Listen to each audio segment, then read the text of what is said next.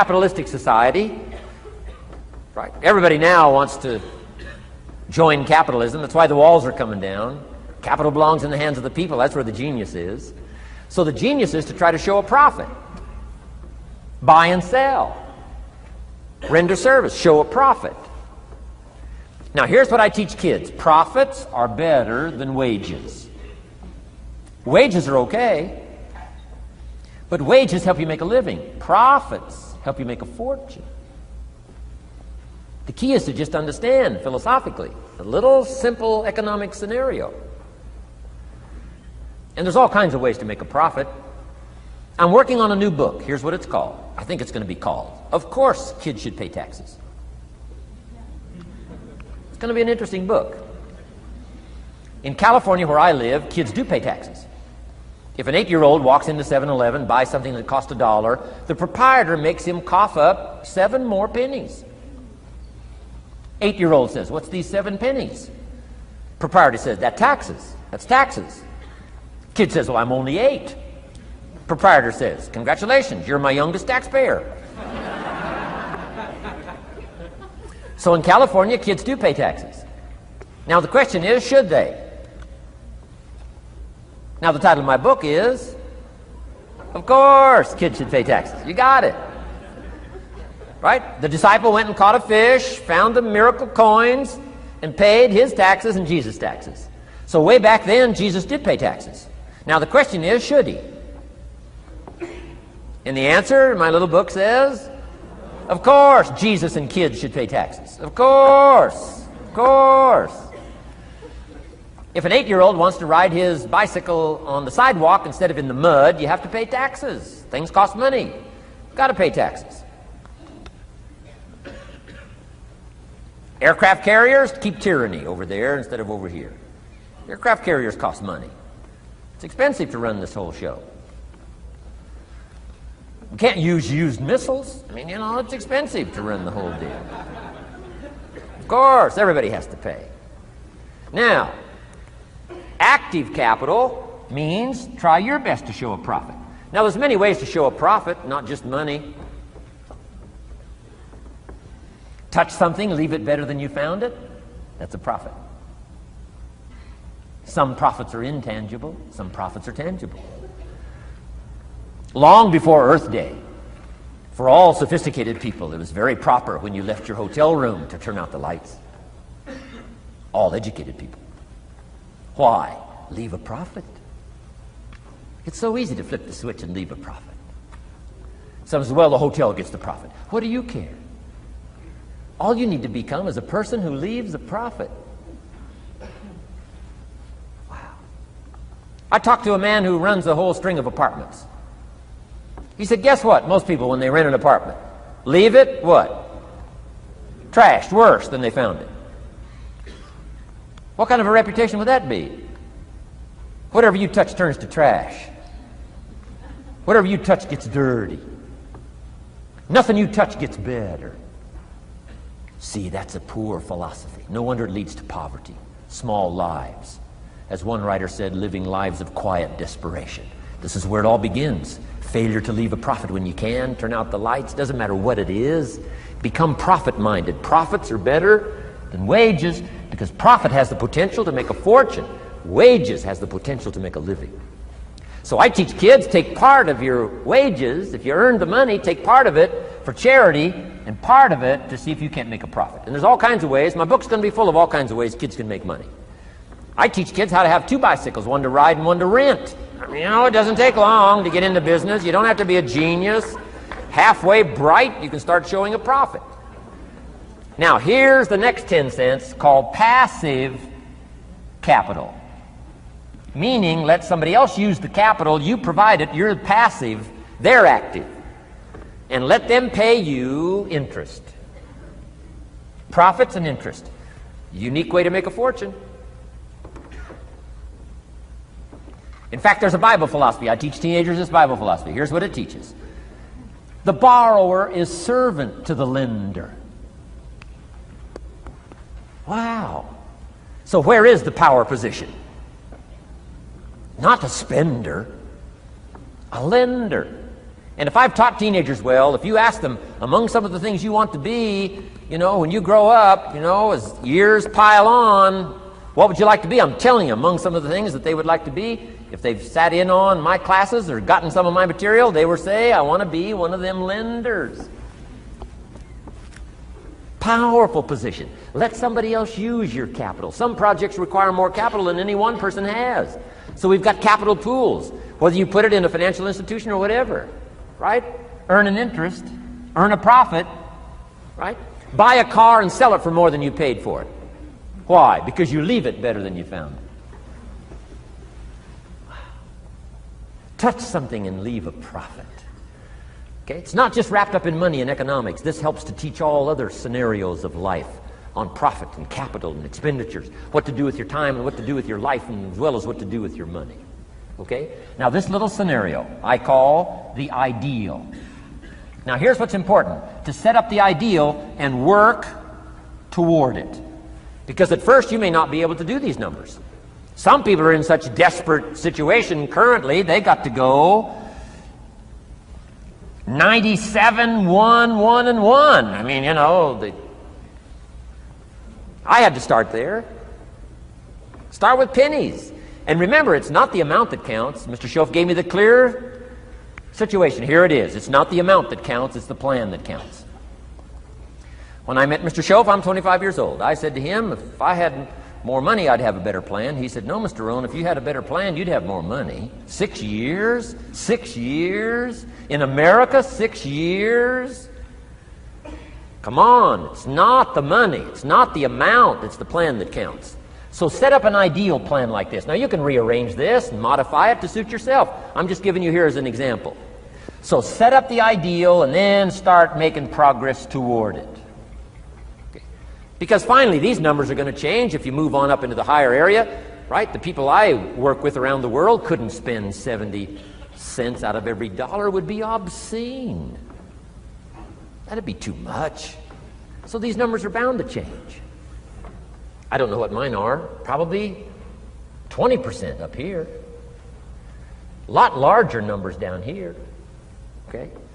So these numbers can change. I'm just offering you a good sample philosophy. Remember, philosophy is the set of the sail. The economy is not the set of the sail for you.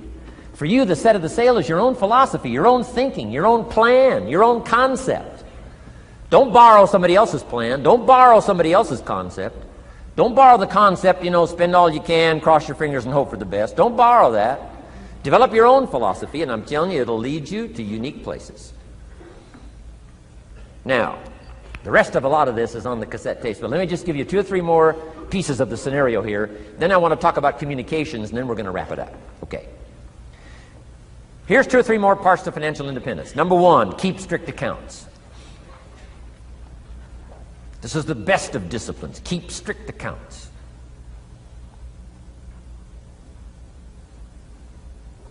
Did you ever hear this expression?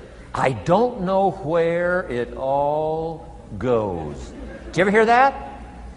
I don't know where it all goes. Oh, we'd love to have you run our company. You don't know where it all goes. Whoa. Did you ever hear this? It just gets away from me. It just gets away from me. We'd love to turn the world over you. It just gets away from you.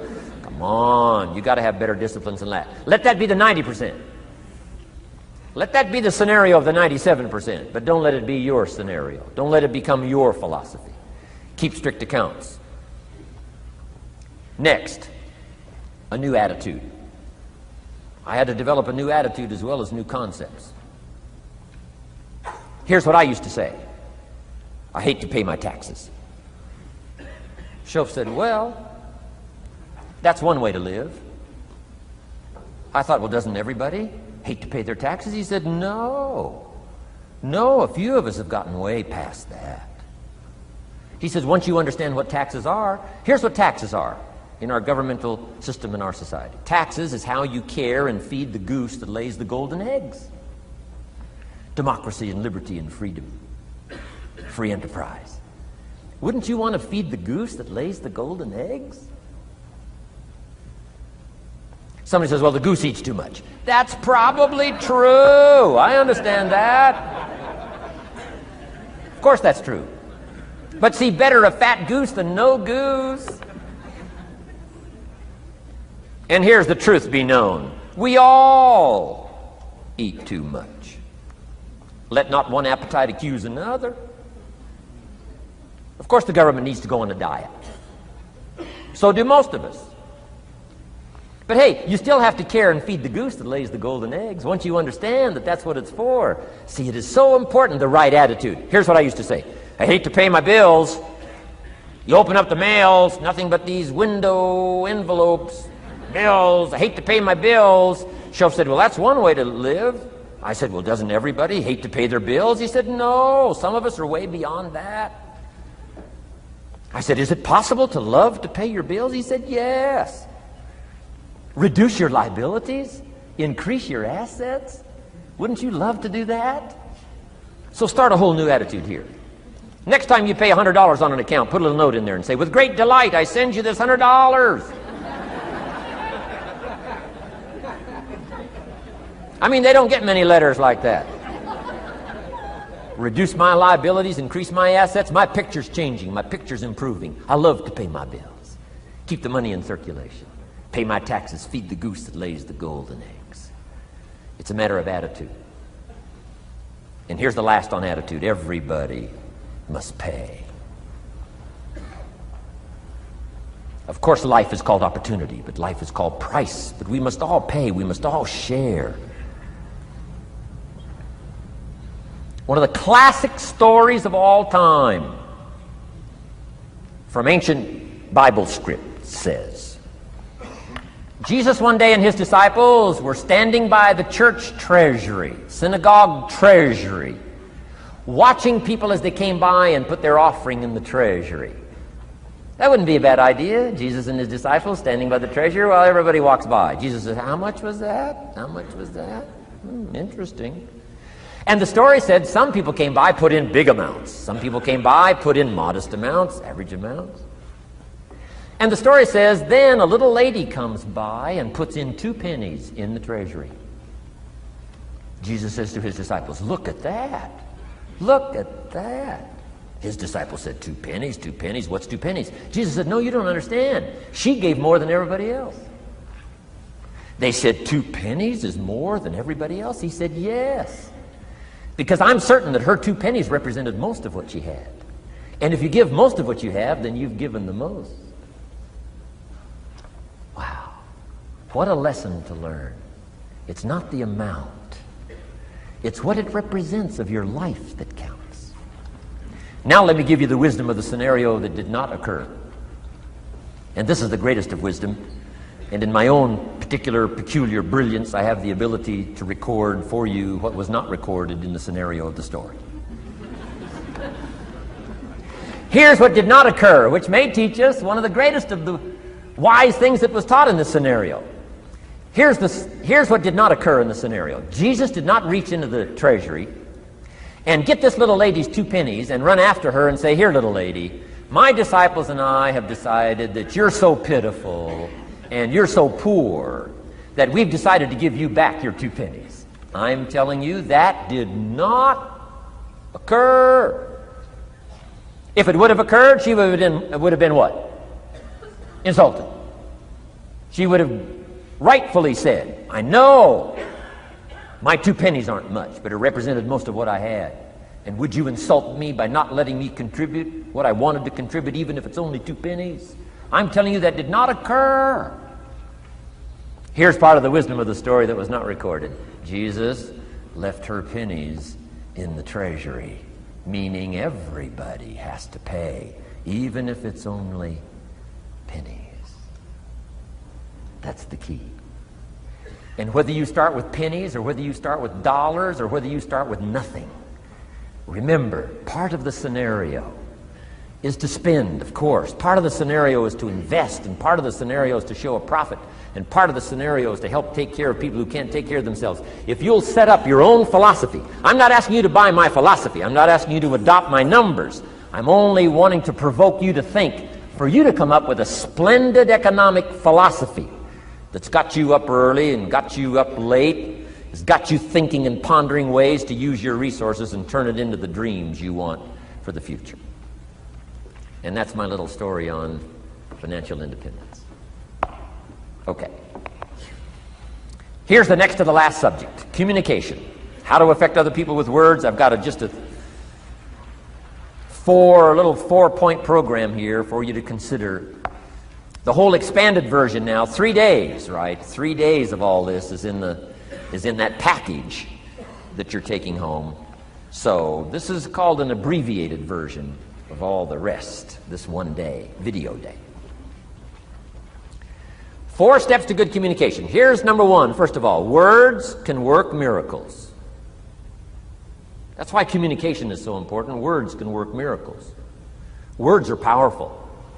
Words are almost godlike. In fact, ancient script says the Word was God. God was the Word. Wow, words and God. I said to my Israeli audience last year, in the beginning, the story of creation is unique. It says, in the beginning, Jehovah God spoke and said what? Got some students here, I'm sure. In the beginning, Jehovah God spoke and said what? Let there be light. And what? There was light. Wow! Wow! It looks like words create light. Is that possible? I'm telling you it's possible. Humans can get pretty close. What if somebody can't possibly see how they could do well, how they could become successful, how they could transform their lives and their health, their future and their finances, spiritually and every other way? They can't see, and you come along and share your story and maybe borrow some other stories. And by the time you get through with a good presentation to this person, they say, now I can see. Before you got here, I was blind. I was in the dark. And while you were talking, some things dawned on me. Is it possible to create light with human intelligence, with words? And the answer is, of course, of course. Here's part of the spectacular opportunity as a human being. One person talking to another. It's got so much power, so much potential. A mother talking to a daughter, a father talking to a son, salesperson talking to a client. Nothing more magical and powerful, awe-inspiring than words have the ability to dramatically affect people's lives and futures. So become a good communicator. Let me give you some good keys to good communication. Here's number 1, have something good to say. Communication starts with preparation. Getting ready to speak this year, getting ready to speak next year. Attend the classes, read the books. Have something good to say. Here's 4 good words to help you to have something good to say. 1 is interest. Develop a new interest in people and life and what's going on, economics and politics, religion, social structure, possibilities, opportunities. Develop a new interest. Here's the next word, fascination. Goes that step beyond interest. That's why kids learn so much that first 6 years. Fascination. Adults are walking on ants. Kids are saying, don't walk on these ants. I'm studying these ants. I'm looking at these ants. Kids are so fascinated. How come an ant can carry something bigger than he is? Wow. That's how come they learn so much. They're fascinated. And here's another little clue I've learned. Turn frustration into fascination if you can. You'll learn more. I've worked on this. I'm pretty good at it. Out in Los Angeles, I'm on the freeway. My airplane leaves in 45 minutes. The traffic is moving not 1 inch. I am now fascinated. I'm telling you. Now, it doesn't work every time. That's true, but every time it does work, I'm telling you, you'll come away with more. Learn to be fascinated instead of frustrated if you possibly can. Turn that little scenario on for yourself. Next is sensitivity. You got to understand, we use the phrase where people are coming from, where they've been, what's going on. Sensitivity training is so important. People not like you, people that have got challenges and problems and difficulties, You got to do your best to be sensitive to other people, where they find themselves, the pit they might be in currently, what's going on. Be sensitive to that. Here's two of the greatest things said about Jesus. One, it said he was touched. He was touched by where he found some people. He was touched by the misery he found some people in. He was touched. He was touched. And here's the other word. He was moved, it said. He was moved, touched and moved. If you really want to communicate well, you got to be touched and moved. Not just by your own drama of life, but by the drama you know is going on in other people's lives. Sensitivity. How does an adult 40 talk to a child who's 12? You got to be sensitive. Not just to your current situation. One of the best ways to identify with a child who's 12 and you're 40 is remember when you were 12. Go back, remember the scenario and let it hit you again, let it touch you again. I don't have any problems with 12-year-olds. I remember almost every day of being 12. 12's a unique year. One, you're not 13. I mean, you know. If I heard it once, I heard it 100 times. Of course you can't go, you're not a teenager. Wow, I can't wait for this year to be finished. Remember, that's part of sensitivity. Remember. Apostle. One who became an apostle, leader of the Christians, was once Saul from Tarsus, hater and killer of the Christians.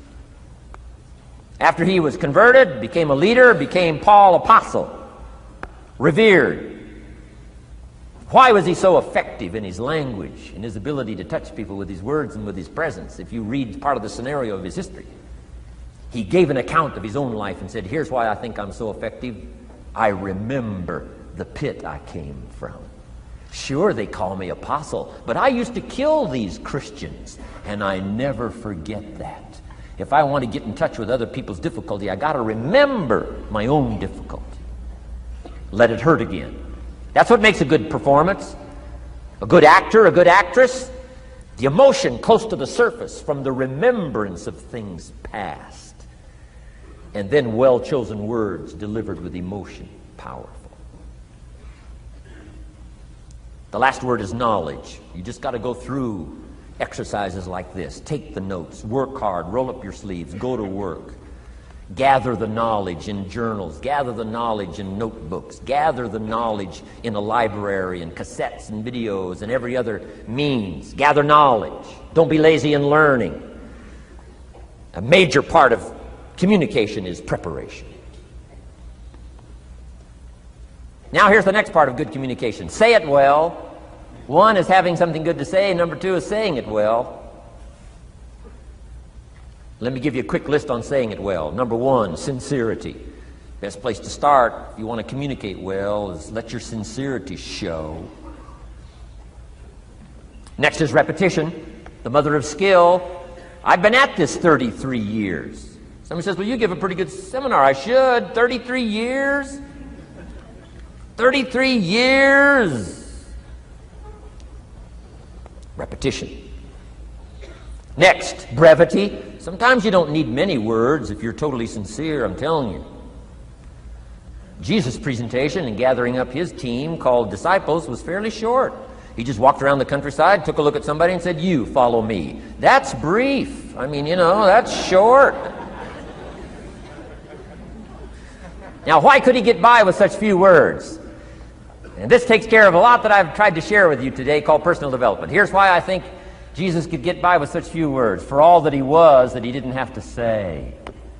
Take that scenario home. For all that I am, that I don't have to say. Just a few words could be dynamic in affecting someone else's life. A child, a business colleague, a sales client.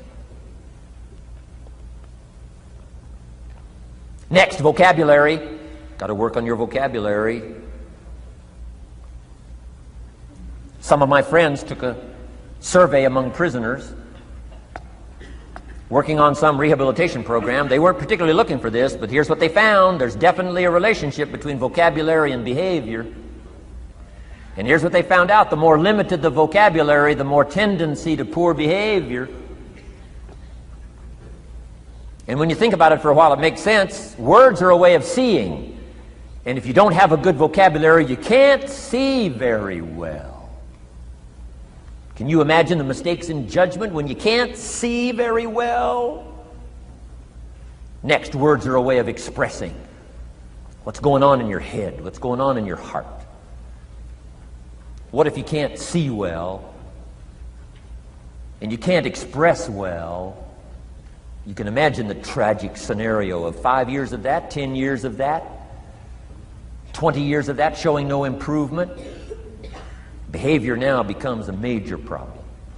And that person's world gets smaller and smaller and smaller. Why? They can't see and they can't express.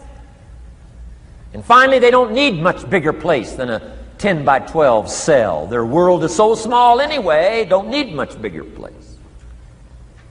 I'm asking you to stretch your vocabulary. I used to put words up on a 3 by 5 card. I drove a lot back in those days, but at the end of the day, I'd mastered 2 or 3 words. My oldest daughter, Linda, with my grandkids, starts the day with what's called the word for the day. She writes it on a chalkboard, the word for the day. And the kids memorize that word and the meaning of the word. And every once in a while during the day, she'll say, "What's the word for the day?" The last day I was there, the word was superficial. Natalie's 4, Nathaniel's 5. And several times during that day, Linda, my daughter, would say, "What's the word for the day?" Natalie would say, "Superficial." And she would say, "Nathaniel, what does that mean?" "On the surface." Several times during the day. "What's the word for the day?" Superficial. "What does it mean?" "On the surface." If you were to ask my grandkids, "The last time Grandpa was here, what was the word for the day?" I'll bet you they'd probably know. Superficial. On the surface. Word for the day. Why not learn a word a day? Why not add to your vocabulary so you can see more, see better, and express better? Put out in words what's in your heart, what's in your soul, what's in your mind. It's important. So say it well. Here's number 3. Number 1 was have something good to say. Number 2, say it well. Here's number 3. Read your audience. These are just simple concepts now. You've got to add some of the details, but that's what I'm mainly good for, is concepts. Read your audience. If you're talking to a child, you've got to study the face of the child. You've got to study a little body language. You've got to study what's going on so you'll know whether to shift gears, come on a little stronger, ease off a little, might be too strong, search for another illustration, soft, strong. A lot of that is dictated by reading your audience. When I first started lecturing, I had some challenges here. I was so absorbed in my notes, lecturing like this. I'm telling you, in those early days, the audience could have left and I'd kept right on going. I didn't know what was going on down here. I didn't know what was going on over here. I didn't have any idea what was happening over here, whether I should come on a little stronger, ease back. I didn't know. I couldn't read my audience. So, read your audience. A prospect, read. Now let me give you some ways to read. Number 1, by what you see. Body language tells us some things. How to shift gears, whether to go on, whether to stop. If you're talking to somebody and they're leaning toward the door, that means you gotta hurry, right? They're not gonna be here long.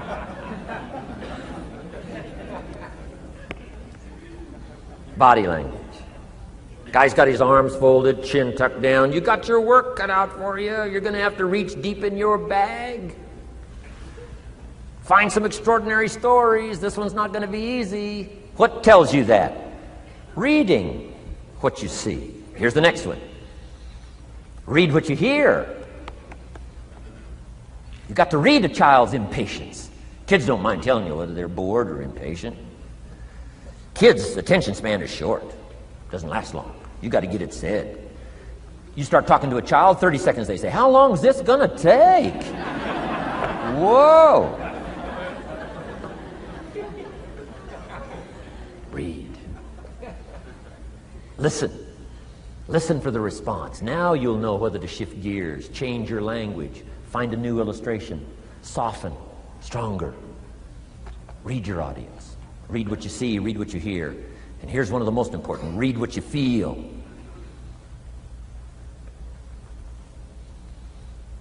Now, women are probably better at this than men when it comes to picking up emotional signals. Men, they can see and Men, they can hear, but it takes a little training for a man to pick up those emotional signals that are so important so you don't say the wrong stuff. Because it's so easy to make a mistake in language. What if you meant to say to someone you care about? What if you meant to say, "What's troubling you?" And instead you said, "What's wrong with you?"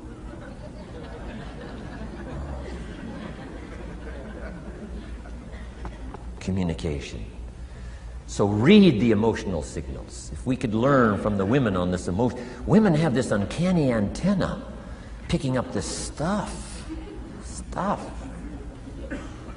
Woman says, "Doesn't feel right." I mean, what does that mean? It doesn't feel right. It doesn't feel right. Whoa.